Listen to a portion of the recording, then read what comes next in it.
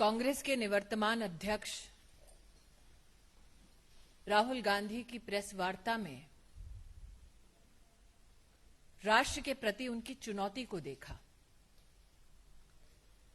अपनी प्रेस वार्ता में राहुल गांधी ने अपने 15 साल के राजनीतिक अनुभव को जताते हुए ये ऐलान कर दिया कि 26 जनवरी को जो दृश्य देश ने दिल्ली में देखा, वही हिंसा राहुल गांधी का मानना है कि जल्द ही राष्ट्र के हर शहर, स्लम तक जनता देख पाएगी। भारत की राजनीति में पहली बार शांति का आह्वान करने की बजाय अराजक तत्व देश में आग कैसे लगाएं, उसका आह्वान करते हुए देश ने आज कांग्रेस के एक नेता को देखा। 26 जनवरी में जो घटनाक्रम देश ने देखा, उसमें 300 से ज्यादा दिल्ली पुलिस के अफसर, पर्सनेल घायल हुए। कई मीडिया कर्मियों पर हमले हुए। यहां तक कि राष्ट्र ने वो दृश्य भी देखा जिसमें महिला पुलिस कर्मियों को घेर कर उनको मारने का प्रयास किया गया। राष्ट्र नहीं भूलेगा वो मंजर जब मीडिया कर्मियों पर, पुलिस के अधिकारियों पर ट्रैक्टर चलाकर उन्हें मारने की भी कोशिश की गई। लेकिन आज राहुल गांधी के मुख से घायल एक भी पुलिस कर्मी के लिए सांत्वना के शब्द नहीं निकले। आज राहुल गांधी के मुख से एक भी मीडिया कर्मी जिस पर हमला हुआ, उनके प्रति संवेदना के एक भी शब्द सुनाई नहीं दिए। राष्ट्र को आज मैं एक नागरिक और भाजपा की कार्यकर्ता होने के नाते कहना चाहती हूं, राहुल गांधी वो नेता हैं जो चाहते हैं कि देश भर में कानून व्यवस्था भंग हो। राहुल गांधी वो नेता हैं जो चाहते हैं कि अराजक तत्व देश में न सिर्फ तिरंगे का अपमान करें, बल्कि देश को तोड़ने का भी दुस्साहस करें। आज भाजपा की कार्यकर्ता, देश की नागरिक होने के नाते मैं राष्ट्र भर से अपील करती हूं कि राहुल गांधी के जितने भी मंसूबे हैं, उन्हें हम सबको मिलकर नाकामयाब करने होंगे। Today the country witnessed a call for violence given by the former president of the Congress party, Shri Rahul Gandhi. Exploring the fact, enunciating that he has 15 years of political experience, Mr. Gandhi gave a clarion call for violence across various cities, so much so that he included slums where the poor of our country live. Never before in our democratic history have we witnessed a political leader asking for the fire of violence to spread instead of seeking peace, instead of promoting peace. Mr. Gandhi today declared war upon the Indian people and said that if his political stand is not supported by the Prime Minister of our country, then cities will burn.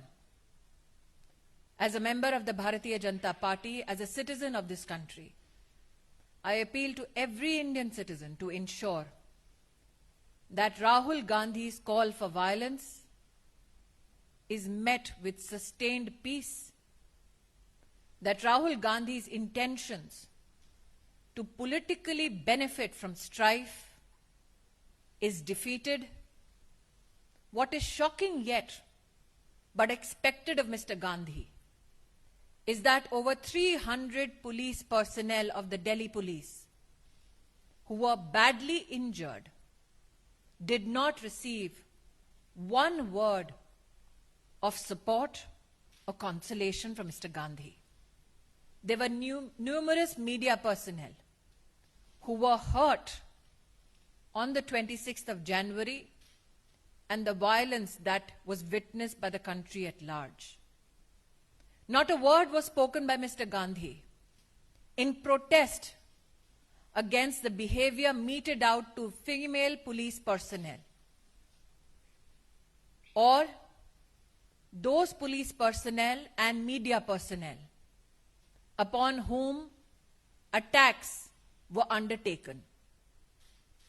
I reiterate that though Rahul Gandhi will call for violence, we as citizens of India seek your support to ensure peace. Rahul Gandhi is insistent on creating political strife, but we know that the citizens of India under one flag will ensure that law and order is maintained in our country. Thank you so much. And we'll take only limited questions because Smriti ji has to rush for a meeting. So I would request Devendra ji, yes, you wanted to ask something.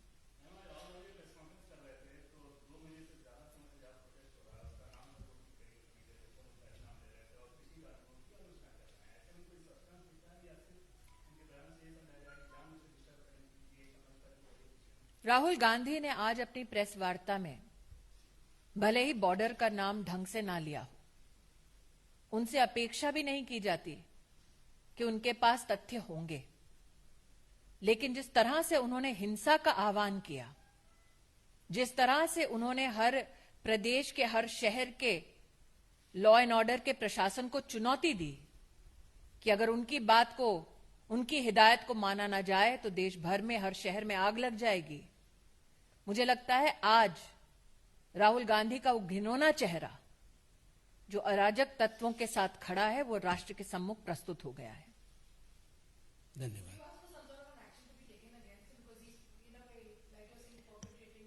He would want some kind of an action against him so that he can present himself as a political martyr.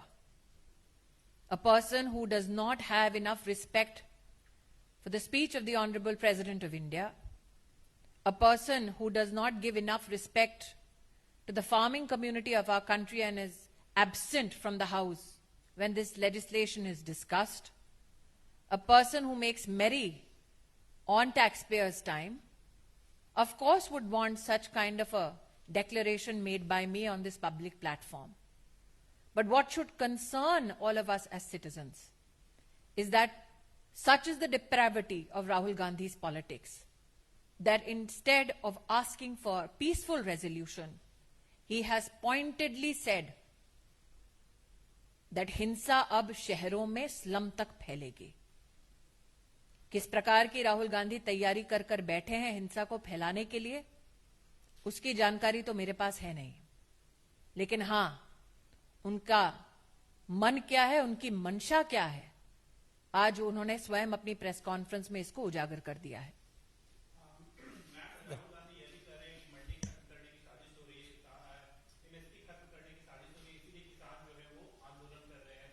राष्ट्र के इतिहास में सबसे व्यापक MSP का operation आप सबने इस देश में नरेंद्र मोदी जी के नेतृत्व में देखा। मंडी सिस्टम को और सशक्त करने का नरेंद्र मोदी जी का कार्य भी गत 6 वर्षों में आपने देखा। आज स्वयं महामहिम राष्ट्रपति जी ने राष्ट्र को संबोधन में ये दोबारा से प्रतिस्थापित किया कि इन कानूनों के आने से पहले मंडी के साथ साथ कृषि के क्षेत्र में जितनी भी व्यवस्थाएं चल रही थी वो जस के तस आज भी चल रही हैं। अभाव राहुल गांधी के पास जानकारी का इतना है कि बॉर्डर का नाम तक बदल देते हैं। अभाव जानकारी का राहुल गांधी के पास इतना है कि जहां से वो वर्तमान में सांसद है वहां पर इस प्रकार की व्यवस्था किसानों को दे नहीं सकते। लेकिन आज उनकी मंशा मात्र बचकाने बोल बोलने की नहीं थी। आज उनकी मंशा सिर्फ और सिर्फ देश में आग लगाने की थी, जिसका हम पूर्णतः खंडन करते हैं। Last question. राहुल गांधी ने यह भी कहा कि लाल किले के अंदर जाने की अनुमति किसने दी और गृह मंत्री जी को पूछताछ में राहुल गांधी व्याकुल हैं कि दिल्ली पुलिस ने शांति का, संयम का प्रदर्शन कैसे दे दिया। राहुल गांधी ने एक शब्द दिल्ली पुलिस के उन अफसरों के बारे में नहीं बोला जो 15 फीट की खाई में खदेड़े गए। राहुल गांधी ने दिल्ली पुलिस की सराहना में एक शब्द तब नहीं बोला जब आज भी बॉर्डर पर एक एसएचओ के हाथों पर तलवारों से वार किया गया। क्या राहुल गांधी ये नहीं मानते कि दिल्ली पुलिस में जो कर्मी काम कर रहे हैं वो सामान्य और गरीब परिवारों के बेटे बेटी हैं? क्या उनके प्रति संवेदना व्यक्त करना एक साधारण नागरिक का, नेता तो दूर की बात है, ये काम नहीं था? राहुल गांधी को दुख इस बात का है कि लाशों का ढेर नहीं बिछा, इसलिए अब वो खुद देश में आग लगाना चाहते हैं।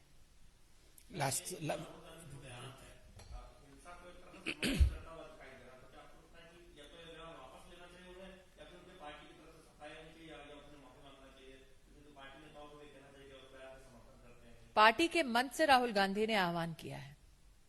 और क्या ये पहली बार है जब कांग्रेस ने निर्दोषों के खूनों से अपने हाथों को रंगने का प्रयास किया है? कांग्रेस का तो इतिहास रहा है कि देश में बांटो लोगों को, आग लगाओ ताकि वो अपनी राजनीतिक रोटियां उस आग पर सेक सके। लेकिन देश की जागृत जनता राहुल गांधी के मंसूबों को कभी भी कामयाब नहीं होने देगी। आज यही एक बार फिर निवेदन और यही विश्वास व्यक्त करने हम दोनों आपके सम्मुख प्रस्तुत हुए हैं। Thank you. धन्यवाद। Thank you.